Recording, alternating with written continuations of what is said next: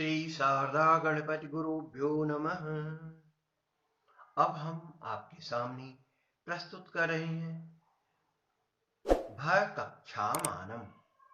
यहाँ पर श्लोक संख्या 80 से 83 के बीच में आपको नक्षत्र कक्षा, आकाश कक्षा तथा ग्रह की स्थित गतियों का आपस में क्या संबंध होता है उसका विवेचन आपके सामने प्रस्तुत किया जाएगा।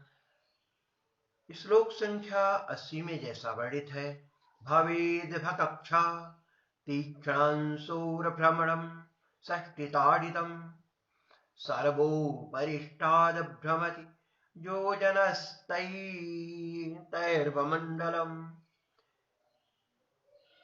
अथ ग्रहार्थ कक्षा किम मात्रा। यहाँ पर सूर्य के भ्रमण मार्ग अर्थात कक्षा योजन को 60 से गुणा करने पर नक्षत्र कक्षा का मान प्राप्त होता है। उन्हीं योजन प्रमाणों से सभी ग्रहों के ऊपर भ्रमंडल अर्थात नक्षत्र मंडल भ्रमण करता है। अरबी कक्षा योजन मान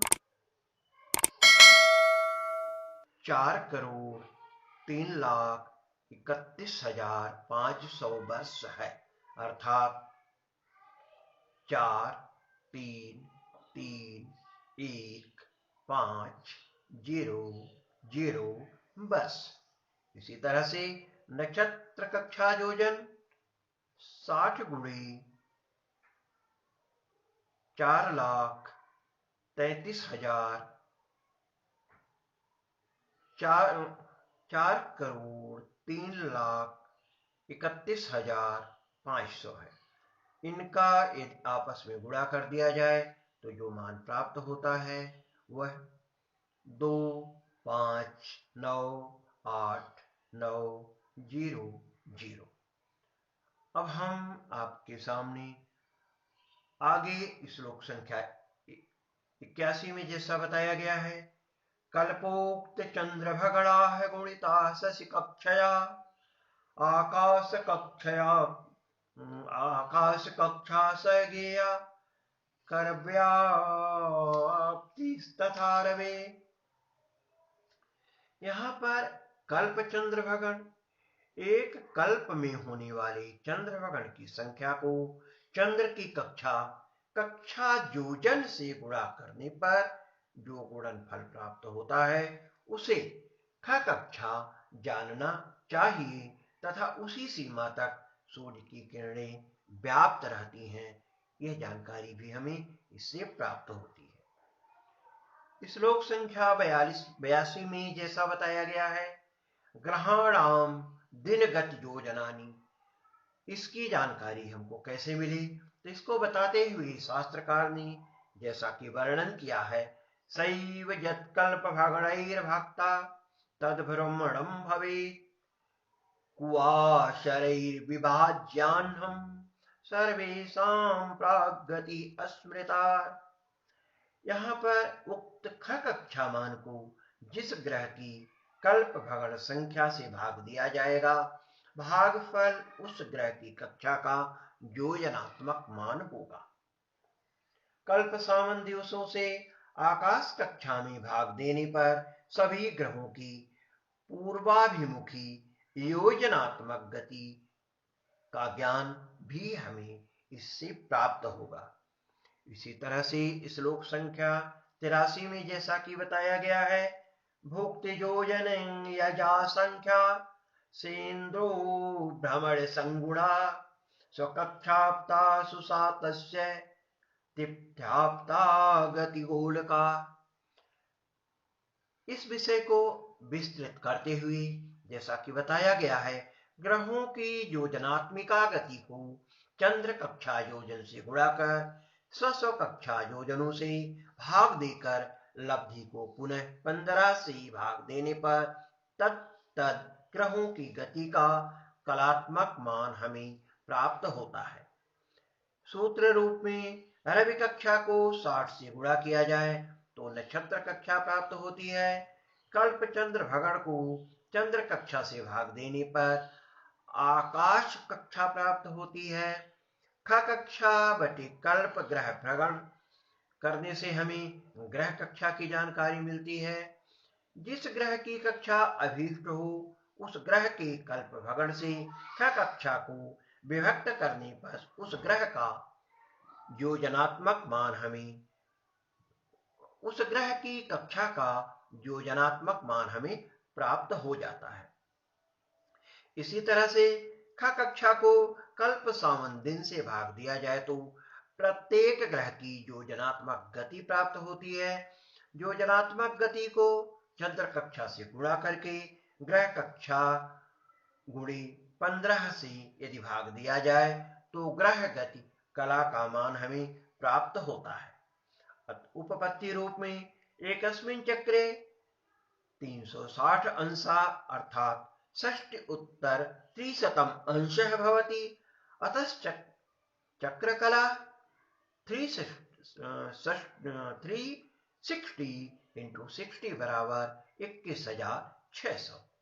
अतो अनुपातः ग्रह कक्षा योजनैश्चंद्रकला लभ्यन्ते तदा ग्रह गति योजनैः का 21,600 गुणे ग्रह गति योजनानि बटे ग्रह कक्षा योजनानि बराबर स्वकक्षाश्रित ग्रह गति कला।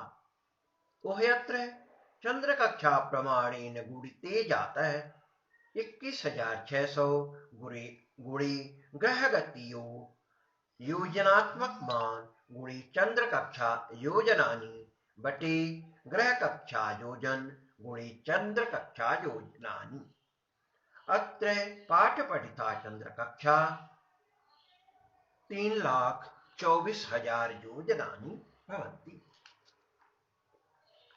अतः उत्थापनेन हर स्थाने 21,600 गुणे ग्रह गति योजनात्मक गुणे चंद्र कक्षा योजनात्मक बटे ग्रह कक्षा योजनात्मक मान गुणे 3,24,000 पुनः 21,600 गुणे ग्रह गति योजनात्मक मान गुणे चंद्र कक्षा योजनात्मक मान बटे ग्रह कक्षा गुणे योजनात्मक मान गुणे 15। इस तरह से हमें ग्रह गति कला की जानकारी प्राप्त हो जाती है। यहाँ पर श्लोक संख्या 80 में जैसा कि आपको बताया गया है, सूर्य कक्षा के योजन को 60 से गुणा करने पर चंद्र कक्षा के योजन का मान प्राप्त होता है। सब ग्रहों से ऊपर नक्षत्र मंडल इतने ही योजन पर घूमता है। इसी तरह से श्लोक 81 में बताया गया है, शशि कक्षा के योजनों को एक कल्प के चंद्र भ्रमणों की संख्या से गुणा करने पर आकाश कक्षा का मान ज्ञात होता है। सूर्य की किरणें वहीं तक जा सकती है। श्लोक संख्या 82 में बताया गया है, आकाश कक्षा के मान को जिस ग्रह के कल्प भ्रमणों की संख्या से भाग दिया जाएगा उसी ग्रह की कक्षा का मान योजन में ज्ञात होगा।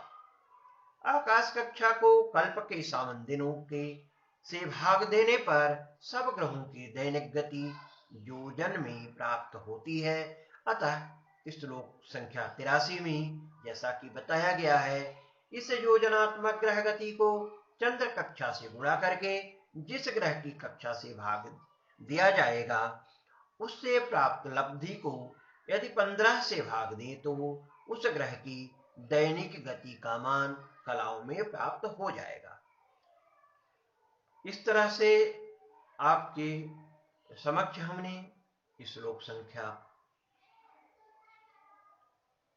80 से लेकर के 83 तक का विवेचन यहाँ पर प्रस्तुत किया और यहाँ पर नक्षत्र कक्षा, आकाश कक्षा का विस्तार किस तरह से है इसकी चर्चा की। नक्षत्रों या तारों की दूरी की कोई सीमा नहीं है, परंतु आजकल हम वेधों के द्वारा इसकी जानकारी प्राप्त कर लेते हैं।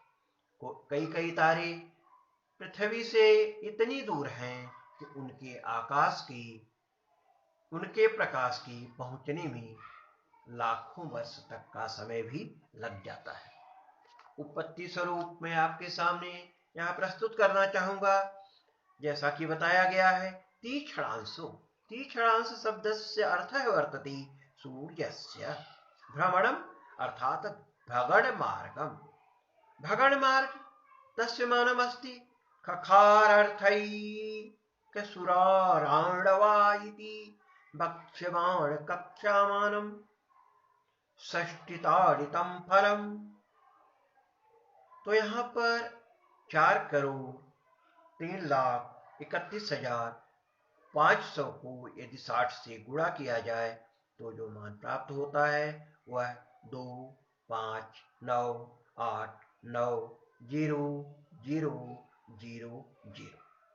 भकक्षा भकक्षा मीन्स भानाम नक्षत्राणाम कक्षा योजनमानं भवेत्। तैरुक्तैर्योजनै 2,5,9,8,9,0,0,0,0 सर्वोपरिष्टात् इति शब्दः सर्वेषां ग्रहाणाम् उपरिष्ठ प्रदेशे भमण्डलं नक्षत्रमण्डलं भवति। नक्षत्राणां कक्षा सर्वेषां ग्रहाणाम् उपरि दृष्टा आचार्येण भुवः 2,5,9,8,9,0,0,0,0 एतावद्यो योजनान्तरे कल्पिता। वस्तुतो वेदेन नक्षत्रमण्डलमतिदूरगतं सिद्धयत् परञ्च अर्को वषष्ट्यंशः इत्यागम अंगीकृत्य रविकक्षा षट्गुणा भकक्षा स्वीकृतेति। श्लोक संख्या 81 में ख कक्षा प्रमाण को बताते हुए जैसा कि कहा गया है कल्पोक्त चंद्र भगणा गुणिता शशि कक्षया आकाश कक्षा सगेया कर व्याप्तिस्तथा रवि। तो कल्पोक्त चंद्र भगणा इति अर्थात कल्पे उक्ते ये चंद्र भगणा तात्पर्यं सहस्र गुणिता युगोक्त भगणा तस्य मानं 5,7,5,3,3,4,6,0,0,0। ते शशि कक्षया अर्थात खत्रयाब्दि द्विदहना इति वक्ष्यमाण चंद्र कक्षया गुणिता तदा निष्पन्ना या संख्या स आकाश कक्षा गेया नन निरवधिराकाशस्येस्तथा कथं संभवत् इत्याह। करव्याप्तिस्तथा रवेरिति रवे सूर्यस्य करव्याप्ति किरण प्रसार तथा तावन्निमित्तं प्रदेश एव भवति। अतोऽनन्तेऽप्याकाशे जामन्मिते रविकिरणा व्याप्तिर्भवन्ति तत्परिधे प्रमाणे वा आकाश कक्षा अवगन्तव्येति। एतेन कियति तत्कर प्राप्ति रित्यस्योत्तरं जातम्। वस्तुतः कक्षामान ज्ञानम न केवलम कठिन अपितु कठिना मुतापि संभवमपि कठिन मुता असंभवमपि यतो आकाशस्य रविः किरणाः प्रसारस्य च न केनापि वेदादिसहाया बलनीयात्ता कर्तुं पार्यते। अतः एवाचार्यै ग्रहाः कल्पे यावन्ति योजनानि चलन्ति तत्प्रमाणमेव आकाश परिधि योजनमानं कल्पितम्। यथोक्तं भास्करः ब्रह्माण्डमेतन्निमित्तमस्तु जो वा कल्पे ग्रहाः क्रामति योजनानि यावन्ति पूर्वैरिह तत्प्रमाणं प्रोक्तं कक्षाख्यमिदं मतं न। अतएव ग्रहस्य या योजनात्मिका गतिस्तया कल्पकुदिन संख्यया गुणिता सती कक्षा योजनमानं भवेत्। इसलिए कक्षा बराबर ग्रह गति योजनमानम गुणे कक्षा।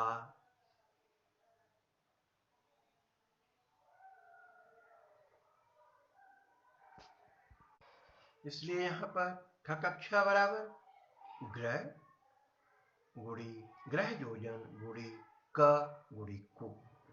अपि च ग्रह स्वकक्षा योजन भ्रमणेनैकं भगणं पूरयत्।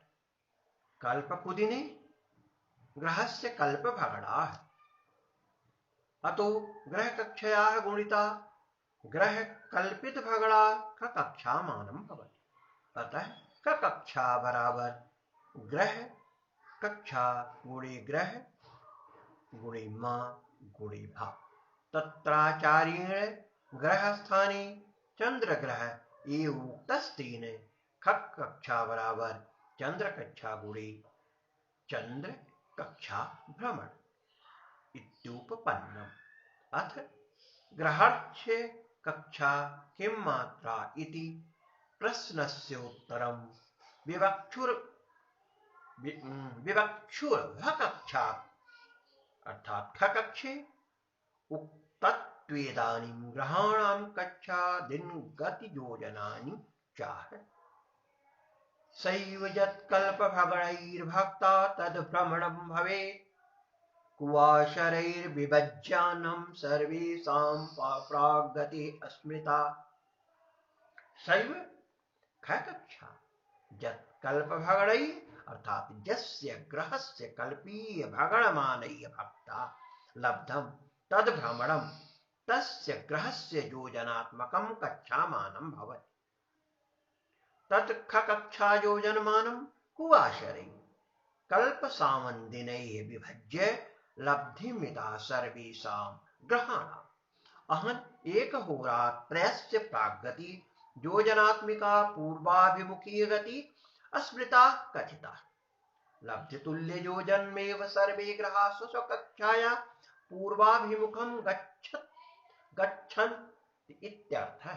उपपत्ति ग्रहस्य पूर्वाभिमुखगत्या स्वकक्षया भ्रमणमेवैकक्षभोगः तथा कल्पभगणैः कक्षातुल्यं भ्रमणं भवत्येत्यतः ग्रहकल्पभगणैः कक्षामानं तदेकेन तद्ग्रहभगणेन किमतत्तु अनुपातेन तद् ग्रहकक्षामानं बराबर कक्षा गुणे 1/3 ग्रह कल्पभगण। एवं यतः कल्पे ग्रहाः कक्षा योजनानि भ्रमति तदा एकेन दिनेन किमत्युन्पातेनैकदिन संबंधिगत योजनानि